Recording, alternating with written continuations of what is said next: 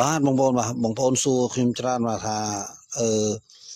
ស្ទឹងពេជ្រត្រប់នៅខាងណានេះឥឡូវយើងជិះតាមផ្សារប្រហុកបងប្អូនបាទជិះត្រង់រហូតមកបាទហើយយើងដល់ផ្លូវ8នេះយើងអត់បត់តាណាបងប្អូនបាទយើងទៅត្រង់ទៀតបាទ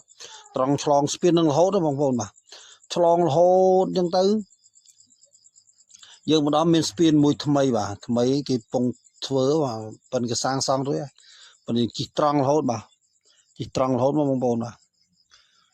ហើយបញ្ជាក់បងប្អូនតាមផ្សារប្រហុកក៏ត្រើយខាងលិចបងប្អូនបាទជិះតាមត្រើយខាងហ្នឹងមកបងប្អូនអើយជិះខាងលិចនឹងរហូតបាទជិះមកដល់ផ្លូវស្រួលនឹងរហូតមកហើយមកដល់លើផ្លូវបាទមកដល់ស្រួលមកនិយាយចំផ្លូវពិបាកដល់ចាប់ពីនេះទៅពិបាកប៉ុន្តែយើងអត់ទៅផ្លូវពិបាកណាយើងបត់ស្ដាំមកមានផ្លូវមួយបត់ស្ដាំបាទចុះទៅតាមមាត់ស្ទឹងបងប្អូនបាទចុះទៅតាមមាត់ស្ទឹងអញ្ចឹងមកបាទអានេះយើងជិះទៅស្ទឹងបងប្អូនបាទជិះទៅមាត់ស្ទឹងបាទហើយមាត់ស្ទឹងមួយជួរហ្នឹងបងប្អូនបងខាងលើក៏បានខាងក្រោមក៏បានដែរមួយជួរហ្នឹងព្រោះទឹកស្រកហើយបងប្អូនហើយបាទឥឡូវនឹងចាប់ដើមជិះចូលហើយបាទហើយមានផ្ទះគេបាទផ្ទះគេនៅមាត់ស្ទឹងបងប្អូនហើយខ្ញុំមកហ្នឹងក៏បាទអានេះយើងមកបាទថ្ងៃទី2បងប្អូនបាទថ្ងៃទី1ហ្នឹងដល់កបងប្អូនសាត្រីកញ្ចុះត្រីនេះបាទឥឡូវគេចាប់ដើមគេបូមទឹកដាក់តំណាំដាក់អីទៅរៀងស្រកមែនតើណាបងប្អូនបាទ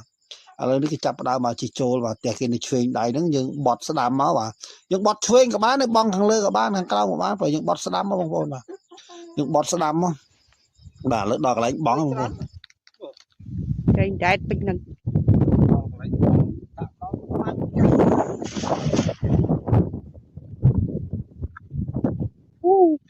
មិនដែតពេញនឹងដាក់អូត្រីច្រើនពាក់ដល់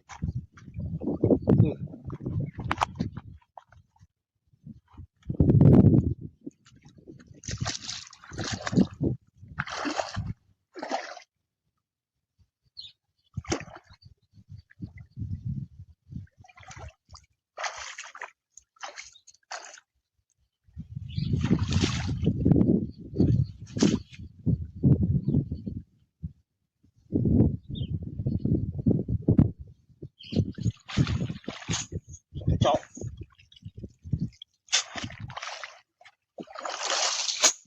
អូសកចង់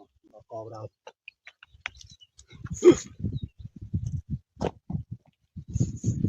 បាទ